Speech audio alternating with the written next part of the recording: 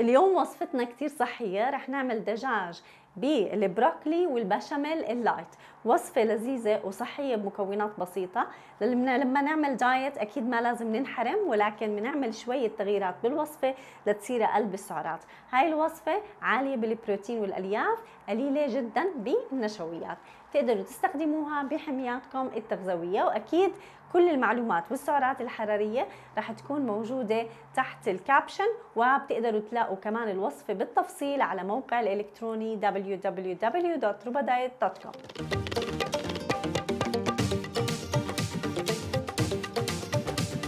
لتحضير هذا الطبق الصحي المفيد رح نستخدم دجاج مقطع مكعبات. هذا لأول طبقة رح نتبله بالبهارات. بالنسبة لبهارات الدجاج شو رح نستخدم؟ رح أستخدم شوية ملح وفلفل وشوية قرفة. بعدين عنا بهارات الكيجن لدجاج كتير طيبة، وعنا شوية جوز الطيب وبهار دجاج. أوكي؟ الطبقة الثانية رح يكون عنا البروكلي، والبروكلي له فوائد غذائية كتير رائعة. البروكلي هون مسلوق سلقة خفيفة، وأنا مقطعته بهذا الشكل. تقدروا تقطعوه بالشكل اللي بدكم إياه. واللي بدكم تعرفوه إنه البروكلي غني بمادة اسمها سلفورافين، وهاي المادة رائعة جدا لمحاربة السرطان. رح نعمل بشاميل لايت. رح أستخدم حليب قليل الدسم، ممكن خالي الدسم بس قليل الدسم عشان ما تطلع البشاميل كتير مرقة. فرح استخدم حليب قليل الدسم. رح احط عليه 25 جرام من الزبدة. كل كاسة حليب بدها تقريبا معلقة طحين، فكاستين حليب رح نستخدم لهم معلقتين طحين. وعندنا الموتزاريلا، رح احط شوي من الموتزاريلا بالبشاميل وشوي على الوجه. اسمعوا، هذا الطبق كتير سهل، صحي ومفيد، وخاصة إذا عم نعمل دايت ومشتين إشي يكون مثلا فيه يعني بنحب أشياء نطلبها من برا بس ما بدنا إياها تكون كتير دسمة، فسهل وسريع ورح نعمله بخطوات بسيطة جدا. رح نبدأ بأول خطوة اللي هي تحضير الدجاج. أول إشي رح نحط شوي من زيت الزيتون، سخنه نتفه.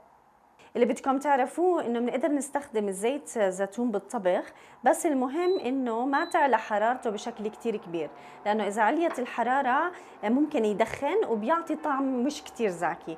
فبدكم تنتبهوا لهذا الاشي لكل اللي بيسألني لاستخدام زيت الزيتون بالطبخ. طيب هلا رح نحط الدجاج.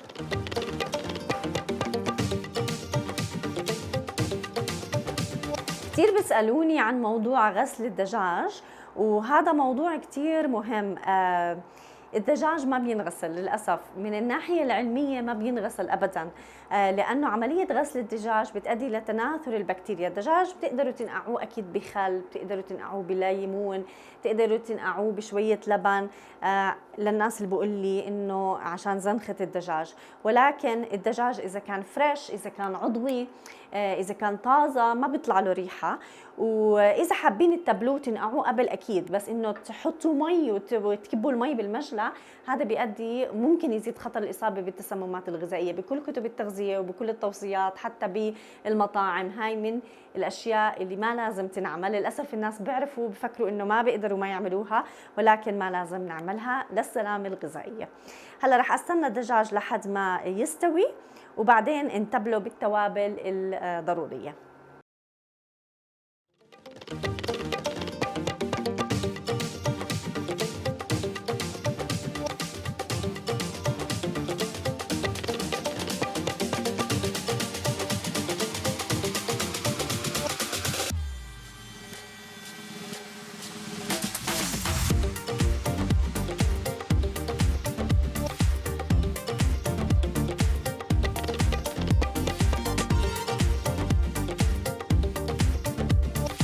وهيك بعد ما استوى الدجاج هلا رح نحط عليه التوابل. رح نحط شوية ملح،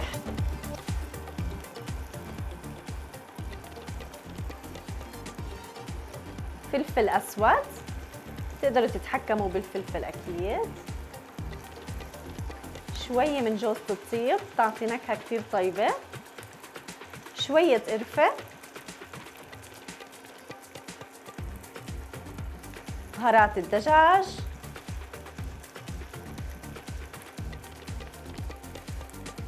واخر اشي بهارات الكيجن. نقلبهم مع بعض. هاي البهارات بتقدروا تعطي نكهة للأكل. دايماً تبلوا الدجاج بيعطي نكهة كتير طيبة وزاكية، وأصلاً هذا الدجاج رح يكمل الاستواء بالفرن. رح نقلبه شوي عشان ياخد كل النكهات. طبعاً الدجاج هو مصدر للبروتين، وهذا كتير مهم جداً للنمو عشان نحافظ على الكتلة العضلية. عشان الحرق لازم نتأكد إنه إحنا يومياً عم ناخد احتياجاتنا من البروتين. في بروتينات أكيد حيوانية، وفي عنا بروتينات نباتية زي الحمص، الفول، البازلاء وغيرها. بس تأكدوا إنه عم تاخدوا احتياجاتكم من البروتين عشان تحافظوا على الكتلة العضلية وكمان برحلة نزول الوزن. هاي الحميات مشبعة جداً، وهاي الوصفة الحلو بيميز فيها إنها قليلة بالنشويات وعالية بالبروتين، وعالية أكيد بالألياف المفيدة. وهيك الدجاج رح أحطه على جنب عشان نعمل البشاميل. هلا رح نعمل البشاميل. كوبين حليب قليل الدسم،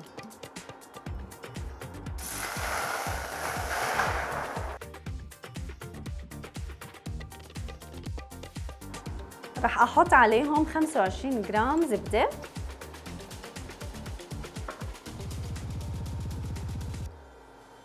معلقة صغيرة ملح، شوية من جوز الطيب، ومعلقتين كبار طحين. معلقة، معلقتين. وهلا رح أحركهم مع بعض لحد ما يستووا.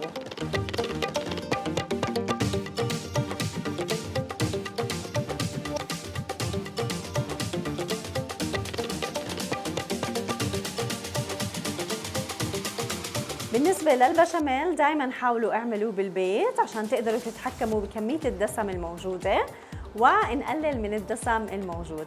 هي هيك غلي. شو رح أعمل؟ رح يتماسك. رح أحط عليه شوي من الجبنة اللي رح نحطها على الوجه. تمام. رح أوطي النار شوي، وهلا شوي رح أحط من الجبنة على البشاميل. دقيقة، نتفة صغيرة، والباقي رح نحطه على الوجه بس عشان ناخد النكهة. هيك صارت البشاميل جاهزة. وهلا نرتب الطبقات. أول طبقة رح نحط الدجاج، وهي تقريبا كل المكونات مستوية بس احنا بدنا نرتبهم. هلا حطينا الدجاج،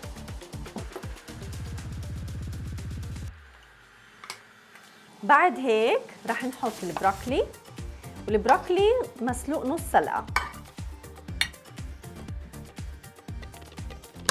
البروكلي له فوائد رائعة جدا وكتير بحب أدخله بوصفاتي الغذائية. هاي الوصفة عالية بالبروتين وعالية بالألياف ومفيدة جدا. آخر طبقة البشاميل والجبنة. رح أحط البشاميل وندخله على الفرن ليعمل لنا وصفة طيبة تقدروا تاكلوها لحالها، مشبعة ومفيدة وعالية بالبروتين، مناسبة جدا للحميات. شوفوا الجبنة كيف دايبة والجبنة. وبعدين رح نشويها بالفرن، يعني يا دوب تاخذ ربع ساعة ثلث ساعة.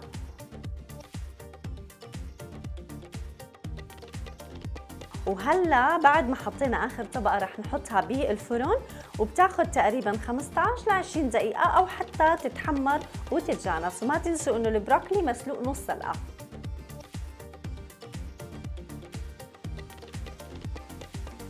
إذا قسمنا هاي الكمية ل7 أشخاص، طبعاً إحنا لما نعمل هاي الوصفات بيكون جنبها شوربة أو سلطة عشان نشعر بالشبع، وممكن نزيدوا الكمية. إذا قسمناها ل7 حصص تطلع الحصة فيها 135 سعرة حرارية فقط، عالية أكيد بالبروتين، 25 جرام بروتين وقليلة بالدهون.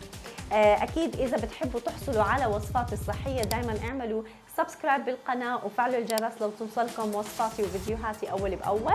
وأكيد تقدروا تزوروا الموقع الإلكتروني www.rubadite.com لكل الوصفات الصحية، المعلومات التغذوية والمقالات، وأكيد طريقة الاشتراك بالحميات الصحية. وأنا أكيد بشوفكم بفيديو جديد.